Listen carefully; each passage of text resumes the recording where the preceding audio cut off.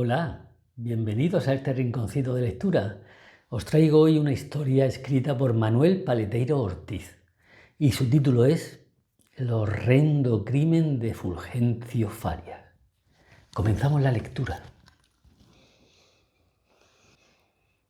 Angelita era licenciada en psicología y una lectora impedernida de 4 o 5 horas de lectura diarias, cuya vida había transcurrido en el seno de una familia feliz, con un padre arquitecto, don Anselmo Torres, que obtenía un buen ingreso mensual de sus muchas obras que proyectaba y dirigía, y una madre, doña Begoña Duarte, enfermera diplomada, que anduvo durante 10 años de hospital en hospital a las órdenes de un excelente cirujano, disfrutando de un magnífico sueldo que le permitió amasar un buen pellizco. No es que nadaran en la abundancia, pero vivían en una amplia casa unifamiliar, disfrutaban de una segunda vivienda en la playa y se podían permitir un viaje de 15 días al extranjero en verano. Fulgencio Farias, en cambio, no pasó del graduado escolar y también podría decirse que vivía al amparo de una familia feliz, ya que al menos hacían 3 comidas al día y no les faltaba un buen calzado y abrigo en los días de invierno. Hijo de un oficial de albañil y de una lavandera y planchadora, su juventud discurrió en un barrio obrero, con un pisito de 2 dormitorios y un minúsculo cuarto de aseo que para bañarse tenía que encaramarse a la pila del lavado, situada en la cocina en la que cada día su madre escamondaba la ropa de varias familias. A los 2 años de casado, ni Angelita Torres ni el propio Fulgencio Farias hubieran podido explicarse cuáles fueron las razones que llevaron su relación matrimonial a aquel estado de deterioro. Si bien es cierto que Fulgencio nunca le demostró un gran amor, pues nunca tuvo hacia su esposa ni tan siquiera una mínima expresión de cariño espontáneo y sincero, como pudieran haber sido unos besos fugaces o alguna carantoña de vez en cuando, no es menos cierto que durante el corto periodo de noviazgo y los primeros años de casados, su vida discurrieron dentro de unos cauces de respeto aceptables. Bien fuera por la diferencia de nivel económico y social que existía entre sus familias, o tal vez por el gran abismo cultural que se abría entre ambos, que hacía que Angelita lo eclipsara en todos los actos sociales a los que acudían, lo cierto es que en el interior de Fulgencio fue creciendo una animadversión hacia su esposa que, unos meses más tarde, se había convertido en un profundo aborrecimiento. Se conocieron un Viernes Santo de madrugada. Angelita iba acompañada de una amiga y esperaban la salida de la procesión de la imagen de su parroquia, cuando uno de sus vecinos, Benito Cienfuegos, acompañado de Fulgencio Farias, acertó a cruzar frente a ellas y se detuvo a saludarlas. Benito le presentó a Fulgencio y durante un rato charlaron y terminaron presenciando juntos el paso de la procesión. Luego continuaron viendo las restantes procesiones hasta el resto de madrugada hasta que se les hizo de día. A pesar de que a Benito Cienfuegos le gustaba muchísimo Angelita, más aún, estaba enamorado de ella desde la infancia, pues ésta prefirió a Fulgencio. Así pues, continuaron saliendo durante toda la Semana Santa, pero ya sin acompañamiento, y finalmente se hicieron novios. Al principio Angelita calificó a Fulgencio de un bello animal, algo torpe y bastante bruto, pero le bastó que fuera guapo, trabajador y que se comportara atentamente con ella para aceptarlo de mil amores. Pues a su edad se encontraba seriamente amenazada por la soltería y ya no podía andar con muchos remilgos a la hora de elegir pareja. Fulgencio era un hombre corpulento, de constitución fuerte, con una estatura que rondaba el 1,90 m y pese a tener facciones agradables, con frecuencia se le veía tenso, de mal talante, y sin razón aparente su rostro se afeaba con un amargo gesto de desagrado, como si hubiera algo a su alrededor que no le gustara o estuviera enfadado con el mundo. Trabajaba de oficial albañil en una empresa constructora cuyo propietario, Fernando Ledesma, casualmente era un muy buen amigo de los padres de Angelita. Como quiera que tuviera ya 32 años cumplidos y sus padres prisa por casarla, don Anselmo, en un intento de mejorar la situación de su futuro yerno, fue un día a hablar con su amigo Fernando Ledesma. Le recordó algunos importantes favores que le debía por alguna de sus obras y le habló de Fulgencio, rodeándolo de tantas alabanzas y adornándolo de tantas bondades que su discurso bien pudiera pasar por un panegírico. A resultas de aquella gestión, Fulgencio fue ascendido a encargado de obras y su sueldo se vio tan incrementado que casi duplicaba el anterior. La boda se celebró días antes de Navidad, con cierta resistencia de doña Begoña, que no terminaba de gustarle el novio que había elegido su hija. Y el viaje de novios, pagado por don Anselmo, consistió en una semana de estancia en Portugal y otra en Marruecos.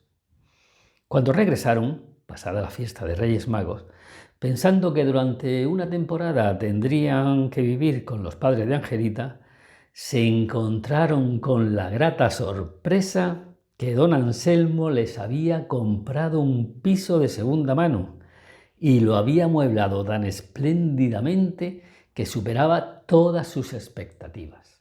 3 meses más tarde, el 21 de abril, cuando don Anselmo celebraba su onomástica y su 62º aniversario, y todos levantaban sus copas brindando a su salud, sufrió un infarto de miocardio y cayó fulminado desplomándose de bruces sobre la mesa. Fue a partir de aquel acontecimiento que la actitud de Fulgencio con su esposa cambió y el trato que empezó a dispensarle Angelita dejaba mucho que desear. Comenzó, como desgraciadamente siempre comienza esto, con pequeños detalles, que no por ser pequeños eran menos ofensivos, como mandarla a callar en mitad de una charla con los amigos o ridiculizarla haciendo reír a su costa a la concurrencia, o darle un pescozón en público por algo de lo que hubiera dicho o hecho que a él no le gustó. Después vinieron los gritos, las riñas, los insultos y las reprobaciones diarias por nimiedades. Y finalmente llegaron las patadas y las bofetadas por las mismas naderías. En la empresa donde trabajaba demostró tener más madera de esclavista negrero que de profesional de la construcción. La empresa empezó a utilizarlo para anunciar los despidos injustificados al personal o para que le amargara la vida a los trabajadores más antiguos, cuyos despidos eran de un importe mucho más elevado que los demás. Estos trabajos sucios le reportaban el aprecio de sus jefes y un notable beneficio económico. A medida que aumentaban sus ingresos mensuales, empezó a hacer salidas nocturnas con su amigo Benito Cienfuegos, solterón de 38 años que trabajaba en su misma empresa como jefe de administración y que, como hemos dicho, andaba perdidamente enamorado en secreto de Angelita.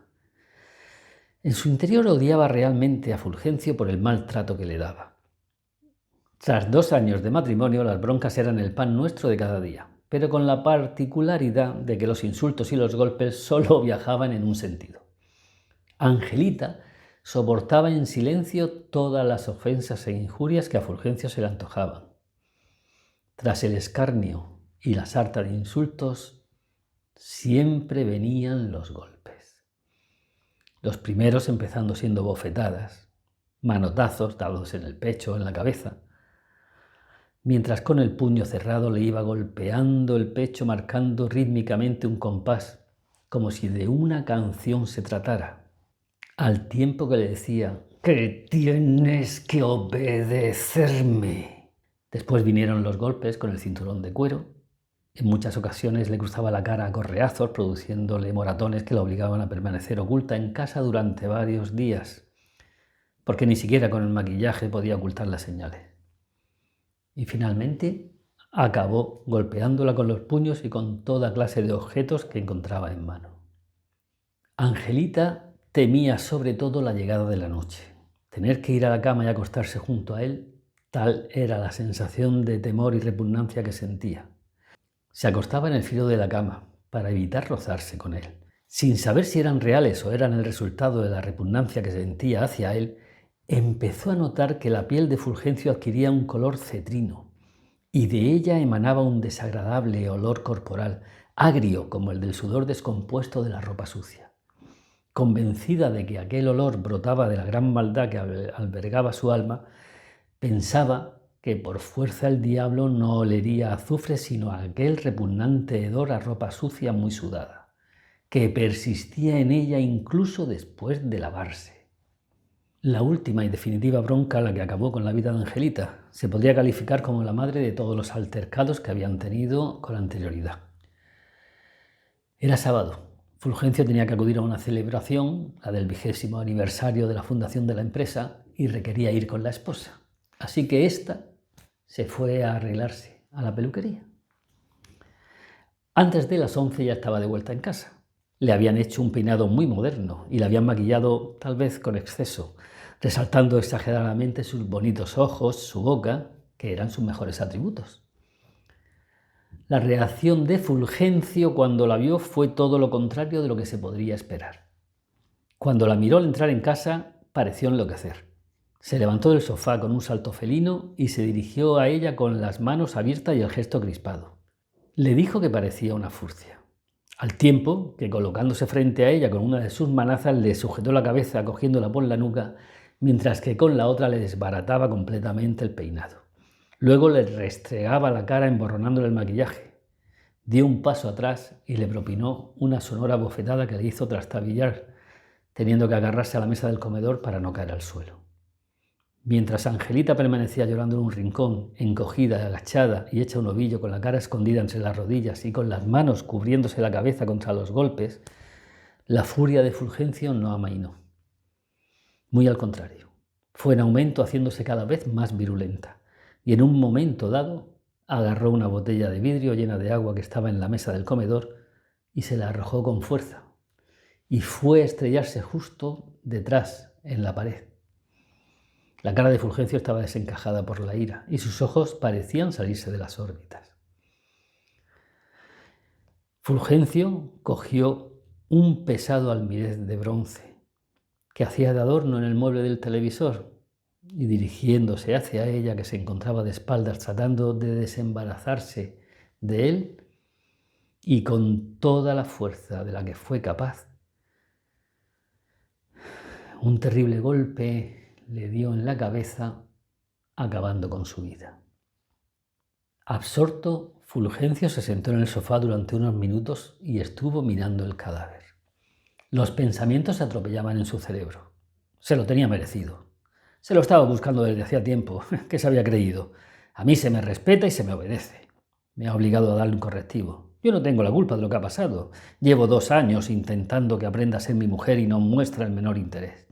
Me ha obligado a castigarla al tener la desfachatez de presentarse ante mí peinada y maquillada, pintarrajeada, como una furcia barata.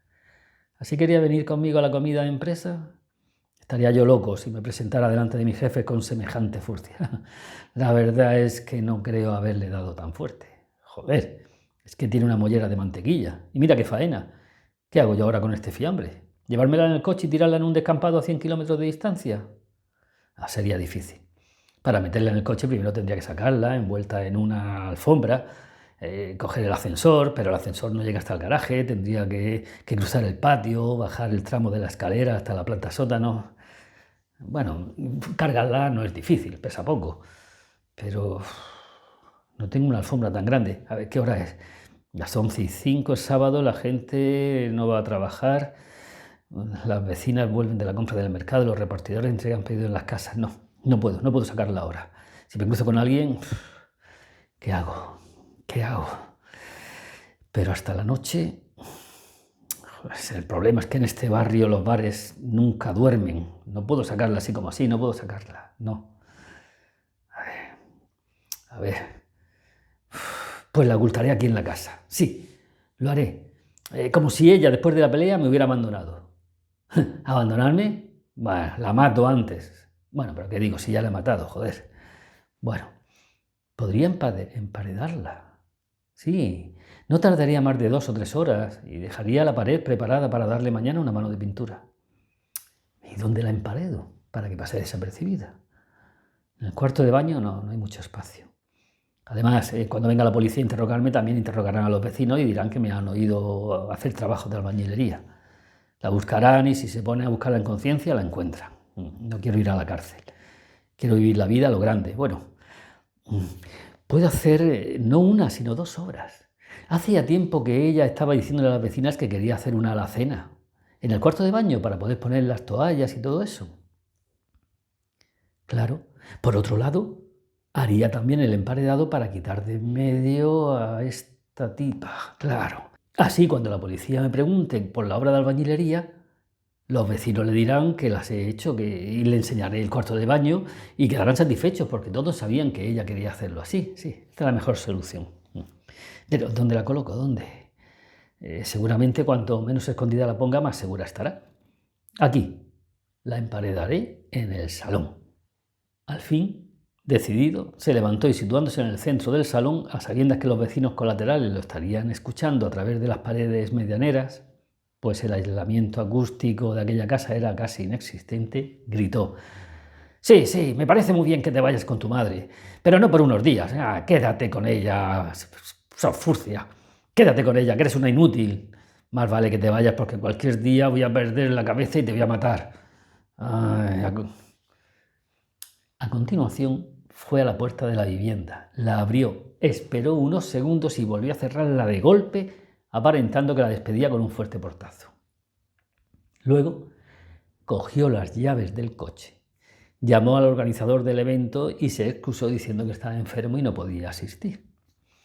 Y se decidió ir al almacén de la empresa, coger las herramientas y todo el material necesario para hacer las 2 obras. Así lo hizo y fue con el Land Rover a recoger todo el material. Cuando volvió era casi la 1 de la tarde. Se hizo unos sándwiches, comió y después de comer encendió un cigarrillo, le dio unas cuantas caladas, lo apagó y levantándose con la misma frialdad que si se tratara de reparar un desconchado en la pared, se dijo: «Bueno, vamos a trabajar, manos a la obra». Volteó el cadáver de Angelita en el suelo poniéndolo boca abajo y le ató con cuerdas 2 reglas metálicas de albañil a lo largo del cuerpo, desde los hombros hasta los tobillos, reforzando más las ataduras en las piernas y en el pecho, que de manera que el cuerpo quedará rígido y de esa forma sin posibilidad de que la cintura y las rodillas pudieran doblarse. Cogió el cadáver en peso, lo puso en pie y lo apoyó sobre las 2 reglas en el ángulo que formaban las 2 paredes. Se alejó unos pasos para coger los primeros ladrillos y cuando se volvió de nuevo, el cadáver basculó hacia adelante y vino a caer sobre su pecho. Los cabellos ensangrentados de Angelita se pegaron a su cara. Finalmente tuvo que fijar el cuerpo a la pared mediante unos cuantos clavos de acero. Una vez que comprobó que estaba inmovilizado, lo emparedó construyendo 2 tabiques en ángulo recto, que simulaban un falso pilar. Cuando terminó de lucir de yeso la obra realizada, volvió a correr el mueble hasta hacerlo tocar de nuevo con el falso pilar recién construido. Dio unos pasos hacia atrás y lo contempló a distancia, comprobando con satisfacción que pasaba por ser uno más de los pilares de la casa. Fue a ducharse y cuando se miró en el espejo no pudo evitar que un escalofrío le recorriera la espina dorsal y los pelos de la nuca se le erizaran. Se identificó y reconoció como un asesino. La primera parte del plan había salido bien. Eran las 6 de la tarde y todavía le daba tiempo a iniciar la obra de la alacena del baño. Así, como el falso pilar lo había construido en silencio, ahora no solo no le importaba que los vecinos lo oyeran trastear en el cuarto de baño, sino que por el contrario comenzó la obra haciendo más ruido de lo necesario, con el fin de hacerse oír. Incluso llamó a la puerta de los vecinos para disculparse por todo el malestar que podría causar. Antes de acostarse limpió el salón a fondo hasta eliminar cualquier resto de sangre y en previsión de que la policía hiciera un registro y a fin de reforzar la historia de que su esposa se había marchado a casa de su madre, llenó una maleta con el almirez y toda la ropa que pudo de la pobre Angelita y la bajó al coche. Por si no lo sabes, te diré que esta mañana se ha puesto una denuncia por la desaparición de tu vecina, Angelita Torres, le dijo el inspector jefe Amancio Figueroa al inspector Aurelio Montenegro. He mandado a los de huellas para una inspección ocular en la vivienda y ya le han tomado declaración al marido. No me digas que ha desaparecido. Al parecer tenía que haber ido el sábado a casa de su madre y nunca llegó. Tú, que eres un vecino más próximo, ¿sabes algo de esa historia? Lo que yo sé es que hace unos días tuvieron la bronca más grande de todas las que les he oído, que no son pocas, y que efectivamente ella se marchó a casa de su madre. No sé si dándole con la puerta en las narices o recibiendo un portazo de él como despedida. Esa mujer está tan maltratada por el marido que no entiendo cómo no lo ha abandonado antes. ¿Le habéis preguntado también a la madre? La madre es la que ha puesto hoy la denuncia. ¿Y el marido qué ha dicho?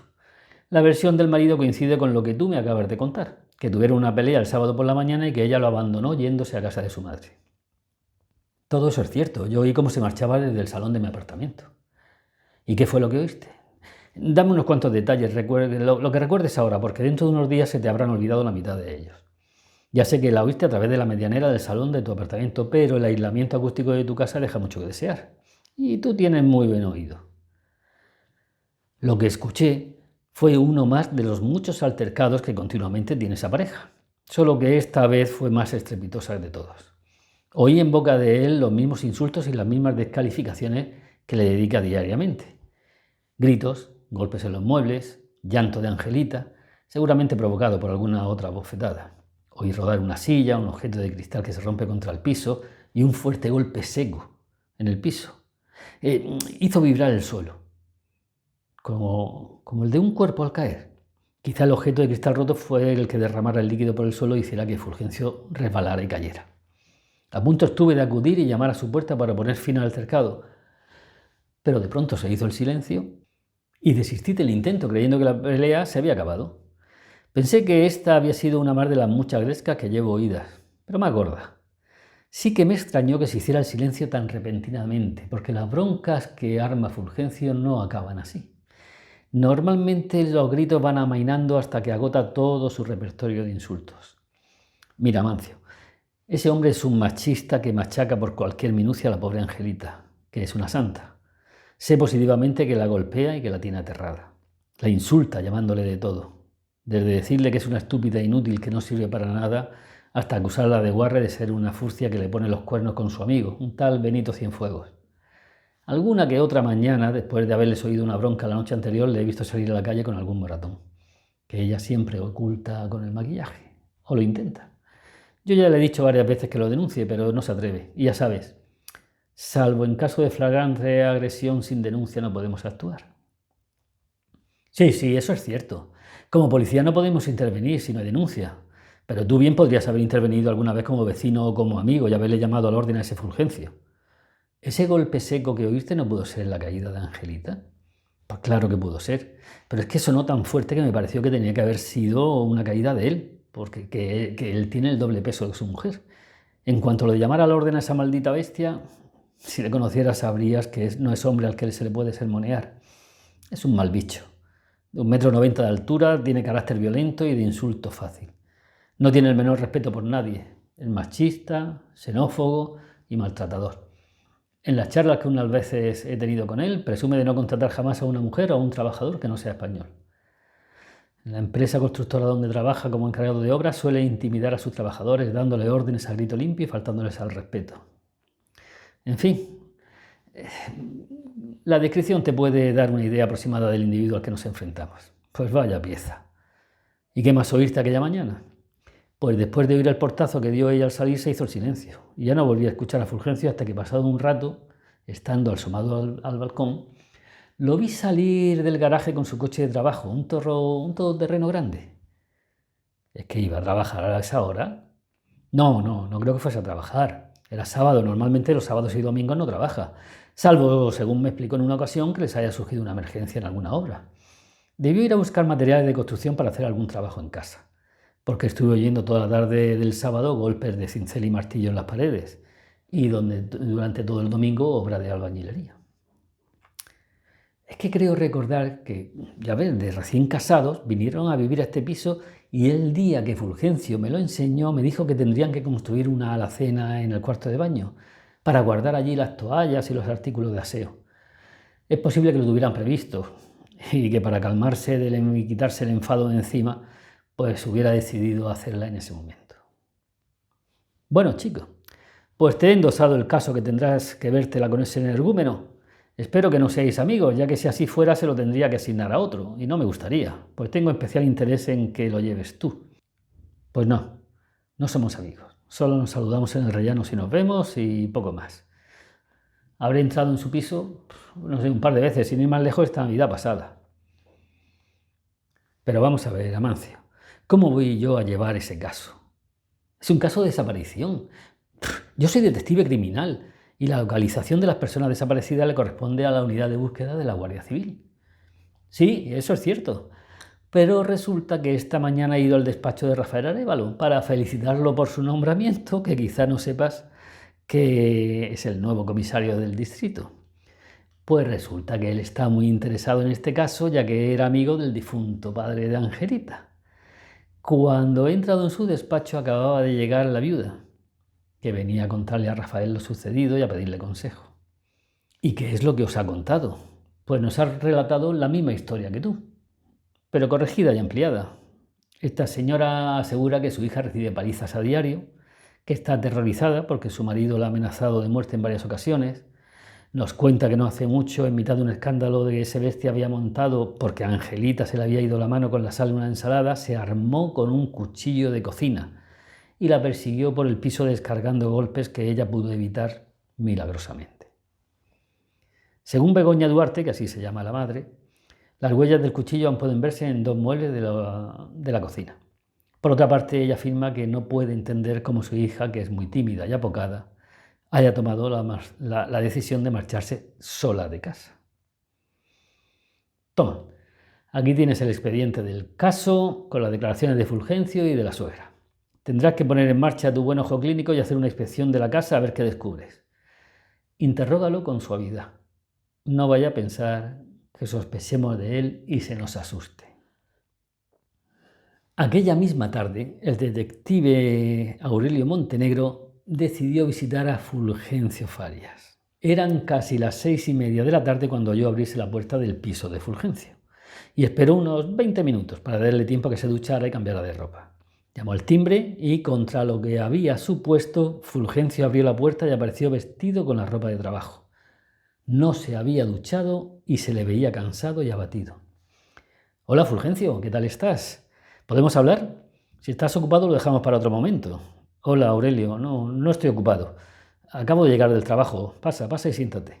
El aspecto físico de Fulgencio había desmejorado muchísimo en estos días. Se le veía con grandes ojeras y el color de su piel morena parecía con tintes verdosos. Me niego a creer que este desmejoramiento sea a causa de la desaparición de Angelita. Nada más entrar en el vestíbulo le llegó el olor a yeso fresco y pensó en la alacena que Fulgencio se puso a construir el mismo día de la pelea. En el salón el olor era igualmente intenso y creyó que se debía a su proximidad por el baño. Mientras Fulgencio iba al lavabo, Aurelio Montenegro se dedicó a observar el salón. El sofá de 2 plazas con una cheslón formando una L seguía adosado a la pared, que hacía de medianera con su salón, y fijado a la pared de enfrente seguía estando el mismo televisor de 43 pulgadas. Bajo este se encontraba el mismo mueble largo con una columna de cajones en el centro y puertas laterales a ambos lados. Sobre este mueble seguían diseminados los mismos objetos de adorno. ¿O no? Aquí sí que notó algún cambio desde la última vez que estuvo en Navidad, pero no pudo precisar qué se debía. Era finales de enero y solo había pasado un mes desde la última vez que estuvo en aquel salón, y su memoria fotográfica aún fresca le decía que el orden de los objetos sobre aquel mueble había sido alterado. Recordaba con toda claridad que aquella reproducción a escala de la Pietà, que tanto le gustó, antes estaba en un extremo y ahora se encontraba en el centro del mueble, y que en un pequeño candelabro de bronce con 4 brazos y una preciosa cajita antigua también de bronce que parecía un joyero, y que le había llamado la atención por tener engastado un precioso medallón de marfil con la imagen de la Virgen de Montserrat, también habían sido removidos de su sitio. Pero seguía echando en falta un objeto y no lograba saber cuál. Por lo demás, el mueble seguía adosado tanto a la pared del fondo como a la lateral, tal como estaba entonces, por lo que pensó que la sensación que tenía de verlo desplazado debía ser una falsa apariencia suya. «Bien, Aurelio, ¿y a qué debo el honor de tu visita?», preguntó Fulgencio, sentándose junto a él. «Pues el motivo principal es saludarte, transmitirte mi preocupación por la desaparición de Angelita y saber cómo estás de ánimo. Quiero que sepas que me tienes para todo cuanto necesites y también para informarte que me han asignado el caso». «Ah, yo creía que estos casos los llevaba la Guardia Civil, y así es. Aunque no necesariamente. Como la denuncia se ha puesto en mi comisaría, mi jefe, al enterarse de que somos vecinos, ha creído conveniente que fuera yo quien llevara el caso». Mintió sin mencionar que había sido el nuevo comisario del distrito, Rafael Arévalo, quien lo había ordenado mostrando un interés especial. «Muchísimas gracias, Aurelio», contestó Fulgencio, fingiendo verse afectado por el generoso ofrecimiento del policía. «Sé que haréis todo lo posible por encontrarla. Yo siento mucho esto, de verdad. No puedo evitar sentirme culpable de su desaparición. Ya sabes que nuestras peleas eran continuas, pero esas trifulcas no mermaban mi cariño hacia ella. Todo es culpa de este maldito temperamento mío. Pero no te quepa duda de que sigo queriendo a mi mujer». Mientras oía tan hipócrita respuesta, Aurelio tuvo que hacer un esfuerzo para evitar que se le notara en el rostro la incredulidad y la repulsa que le producían aquellas palabras. Está fingiendo. ¿Creerá que mostrando preocupación y sufrimiento vamos a poner más interés en la búsqueda? ¿Y si Angelita no hubiera desaparecido? ¿Y si esta fiera rabiosa le hizo daño la mañana del sábado y fingió que la despedía con aquellas palabras de desprecio, sabiendo que eran escuchadas por los vecinos, cuando en realidad lo que hizo fue bajar la malherida al garaje y llevarla en el coche a algún hospital, fingiendo que había tenido un accidente? Pues tanto como si fueron reales, como si fueran fingidas, Montenegro creía en la sinceridad espontánea de las palabras que oyó aquel día en boca de Fulgencio, diciéndole a Angelita que se quedara con su madre para siempre y que si volvía la iba a matar. Estaba convencido de que éste era muy capaz de hacerlo. «Tengo que ver las entradas de aquel día de todos los hospitales en un radio de 100 kilómetros», se pensó, y preguntar a todos los vecinos si alguno lo vio cuando bajó al garaje. «No me fío de este tío ni un pelo. Es una mala bestia, pero no es tonto». «Lo sé, Fulgencio, lo sé», mintió Aurelio. «Siempre ponemos todo nuestro empeño en encontrar a las personas desaparecidas. Tenemos un protocolo de actuación en estos casos y la norma principal establecida es el mismo que debemos barajar con todas las hipótesis. Una persona puede haber desaparecido voluntaria o involuntariamente. Y en este segundo caso todas las hipótesis son válidas». «Gracias, Aurelio, gracias. Tendré en cuenta lo que me dices y procuraré recordar las más mínimas cosas de ese día. Bueno, ahora tengo que hacerte algunas preguntas encaminadas a obtener un mayor número de datos posible. ¿Es parte del protocolo?». «Sí, claro, pregunta lo que quieras. Dime, ¿cuál fue el origen de la discusión?». «Todo ocurrió porque aquella tarde teníamos que ir a la recepción y luego la cena que daba mi empresa para celebrar el 20º aniversario de la fundación. Le mandé a la peluquería que se arreglara el pelo. Si la hubieras visto cómo regresó de la peluquería, yo creo que tú también te hubieras enfadado y hubieras hecho lo mismo que yo. Con aquel peinado y toda la cara pintarrajeada parecía una tía guarra barata. Cuando entró y la vi con esa facha me encendí y ya sabes que yo... Ya te entiendo, sí. Dime una cosa, oí desde mi salón que se rompió un objeto de cristal y poco después se escuchó un golpe como el de un cuerpo al caer. ¿Qué fue?». «Pasó que sin querer le di un golpe a una botella con agua que había sobre la mesa y se cayó al suelo, rompiéndose y dejándolo encharcado. Angelita resbaló al pisarlo y se cayó. También oí rodar una silla. Sí, fue que Angelita en su caída la arrastró. ¿Se hizo daño? No que yo viera». «¿Y cuándo se fue? ¿Se llevó algo consigo?». «Sí, se fue enseguida, hizo una maleta». «¿Podría echar un vistazo a su armario ropero y también a ver qué clase de maleta es, si es que tenéis otra igual o así, si no te importa? También me gustaría ver el resto del piso. Nunca se sabe que se puede encontrar uno». «Claro, hombre, claro. Acompáñame». Lo primero que percibió el inspector Montenegro al entrar en el dormitorio fue el suave olor de perfume de Angelita. Habían pasado ya 3 días de su desaparición y aún flotaba en el aire el aroma de su perfume habitual, que tantas veces él había olido en el rellano de la escalera o en el ascensor al salir de su apartamento. La cama estaba sin hacer y bajo ella se veían un par de pantuflas con una bola de peluche en el empeine de color rosa. En la mesita de noche del mismo lado había un ejemplar de El diario de Ana Frank, con un marcapáginas insertado hacia la mediación del volumen. Fulgencio le abrió las 4 puertas del armario ropero y le señaló el espacio izquierdo de la barra de colgar que estaba vacío, diciéndole que ese lado era donde ella colgaba su ropa. Luego, Aurelio le pidió que abriera cada uno de los cajones que había y pudo comprobar que en los 2 de la izquierda había prendas femeninas. En uno de ellos se veían ropa interior y en el otro media docena de suéteres, todas ellas perfectamente dobladas y ordenadas. Por último abrió el altillo y bajó una maleta grande, diciendo al inspector que la que se había llevado Angelita hacía juego con esa, pero era más pequeña. Salieron del dormitorio al pasillo y le abrió la puerta del cuarto de baño, donde además de oler a colutorio y a loción de afeitado, también persistía el aroma del perfume femenino.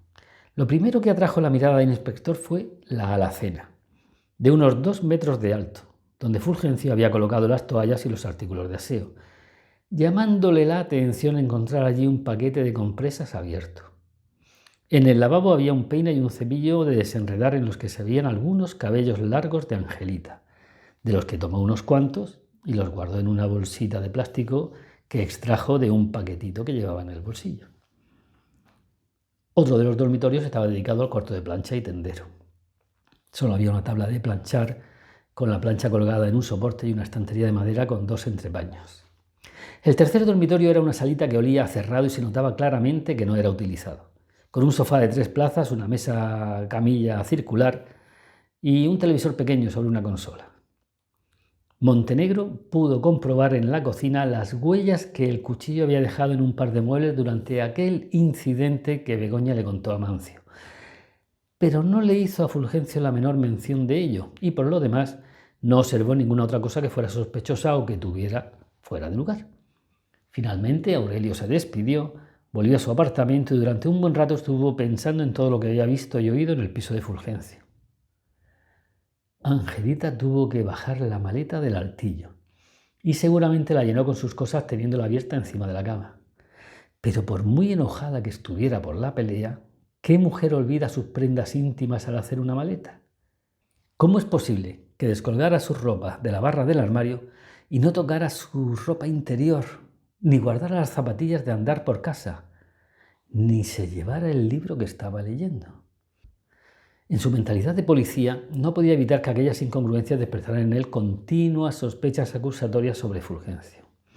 Cada vez se convencía más de que Angelita no había desaparecido por voluntad propia. Y la respuesta de que aquel fuerte golpe que oyó durante la reyerta fue debido a una caída de Angelita también le resultaba muy extraño. Un golpe tan fuerte como aquel debió arrancar en Angelita algún grito de dolor. Y sin embargo, tras el golpe solo hubo silencio. No podría decirse que Fulgencio durmiera la noche del crimen. Toda la noche la pasó en duermevela, sacudido una y otra vez por la pesadilla fantástica en que se veía en el salón empuñando la maja y golpeando a Angelita en el cráneo. Y ella caía y volvía a levantarse, caía y volvía a levantarse. Era miércoles y llevaba 4 días sin dormir. Daba vueltas en la cama, adoptando a cada momento una postura distinta, y cuando parecía que se quedaba dormido, sufría un sobresalto seguido por una gran sacudida nerviosa que volvía a despabilarlo. Así continuó durante 2 o 3 horas, hasta que quedó sumido en la misma duermevelas de las 4 noches anteriores. Cuando empezaba a sentirse a gusto y ya se daba media vuelta para rellenarse y coger el sueño, notó un bulto frío y rígido que, arrebujado bajo las ropas encimeras, ocupaba el otro lado de la cama. Sobresaltado, buscó el interruptor y encendió la luz del dormitorio. Lo que vio le arrancó un grito de terror, le cortó la respiración y lo dejó paralizado. Sus ojos desorbitados miraban sin comprender lo que estaba viendo. El cadáver de Angelita se encontraba en su cama, bajo sus sábanas, mirándolo fijamente con sus ojos muertos. Olía a moho. Su cara estaba descarnada y sus ojos parecían que iban a desprenderse de sus órbitas. Tiritaba y sus manos la agarraban con fuerza de sus hombros, insistiendo en atraerlo hacia ella, al tiempo que le decía: «Tengo frío, mucho frío. Ven aquí conmigo, abrázame y dame calor. Estoy helada. Por favor, abrázame». Y de pronto sintió un fuerte golpe en la cabeza y despertó en el suelo. Era otra pesadilla. Había caído de la cama y se había golpeado la cabeza contra el suelo. Así, con el corazón en un puño y encogido en el suelo, se quedó dormido hasta que lo despertó un rayo de sol que penetró por la entreabierta ventana del dormitorio y le iluminó la cara. El siguiente paso del inspector Montenegro fue interrogar a Benito Cienfuegos, quien le explicó que él estaba perdidamente enamorado de Angelita y que no comprendía por qué no la había abandonado. También a las preguntas del inspector le contestó que se figuraba que Fulgencio era capaz de matar a su mujer o de haberla hecho desaparecer. Al quedarse solo en el despacho, Montenegro descolgó el teléfono con objeto de no recibir llamadas y encendió el piloto rojo de la puerta que indicaba a los posibles visitantes que no se le podía molestar. Necesitaba pensar durante un rato sin interrupciones.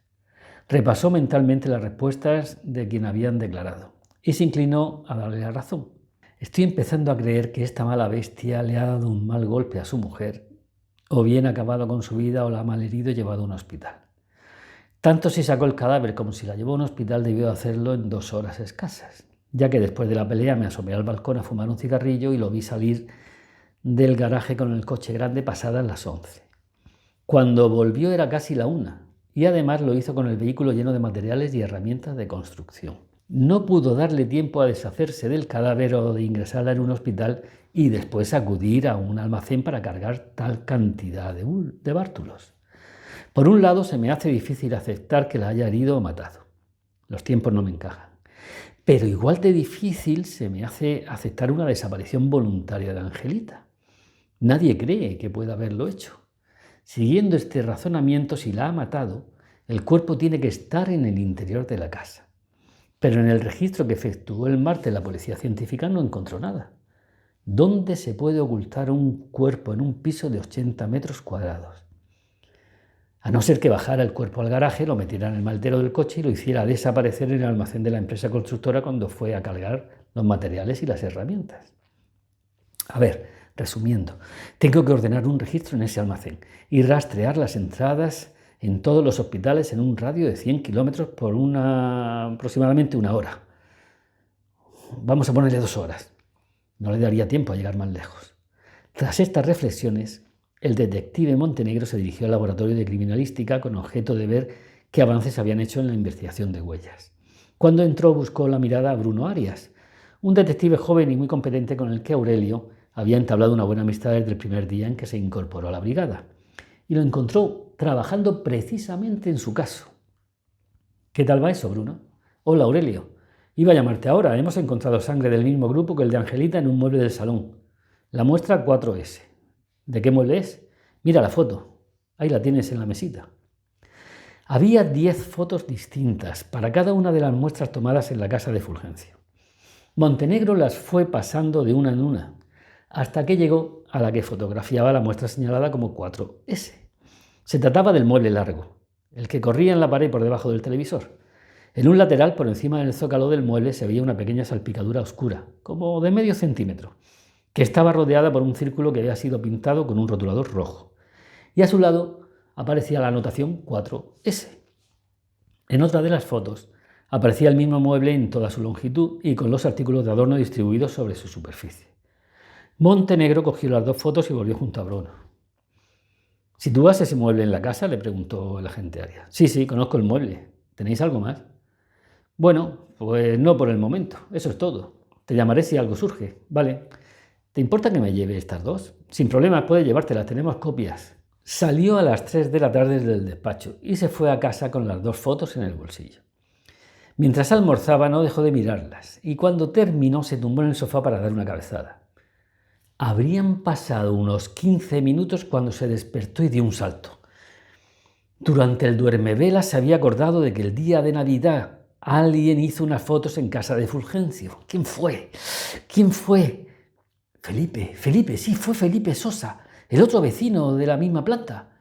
Sin pensarlo 2 veces se levantó, salió al relleno de la escalera y llamó a la puerta de Felipe. Le abrió su mujer. Buenas tardes, Ernestina.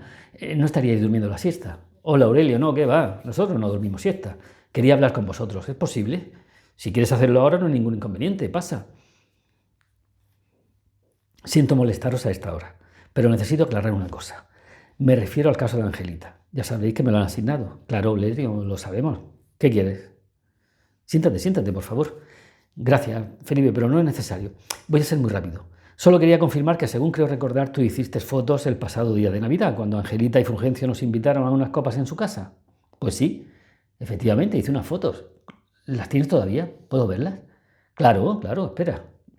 Montenegro volvió a su apartamento e inmediatamente se puso a comparar las fotos del pasado 25 de diciembre con las que había tomado el laboratorio.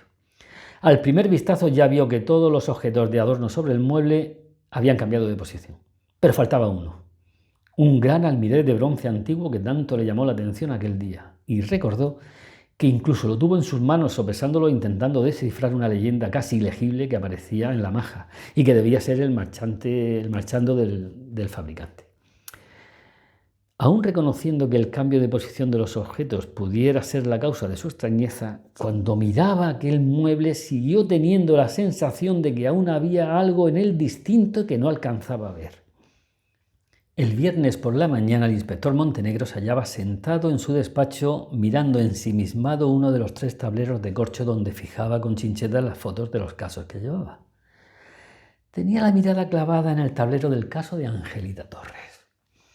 Pinchadas en el centro del tablero había 2 fotos de Angelita y una de Fulgencio rodeadas de una veintena de otras tantas del piso, entre las que destacaban, por haber ordenado Montenegro que se las ampliaran, las que le había facilitado Felipe y las que había hecho la policía científica, cuando de repente se levantó de su butaca de un salto y en 2 zancadas se acercó al tablero. Lo acababa de ver. Se había obsesionado con los objetos de adorno y cuando comprobó que faltaba el almirez, creyó que esa era la causa de su extrañeza. No se percató de que en la foto de Felipe el mueble quedaba adosado por el lateral con la pared interior de la fachada de la casa. Y en la de la policía el mueble quedaba adosado a un pilar que antes no estaba. ¿Cómo había sido tan torpe y tan distraído como para no ver aquel detalle tan claro? Tan obsesionado estaba para averiguar qué era lo que faltaba en aquel mueble que cuando lo descubrió ya no miraba nada más. Eso fue lo que pasó. Midió la anchura de ese pilar por comparación con la altura del mueble y vio que tenía de tener unos 40 centímetros de lado. Anchura más que suficiente para ocultar el cuerpo de Angelita, que era delgada y poquita cosa. Los 2 días anteriores había interrogado a todos los vecinos, entre ellos a la vecina del Bajo, que le confirmó haber visto a Fulgencio bajar al garaje el sábado por la mañana, a la misma hora que él lo vio desde el balcón salir del garaje con el todoterreno. Había investigado sin éxito las entradas de ese día en todos los hospitales y casas de socorro situados en 100 kilómetros a la redonda. Aquellas fotos eran lo único que le faltaba para hacerle a Fulgencio una acusación formal de asesinato.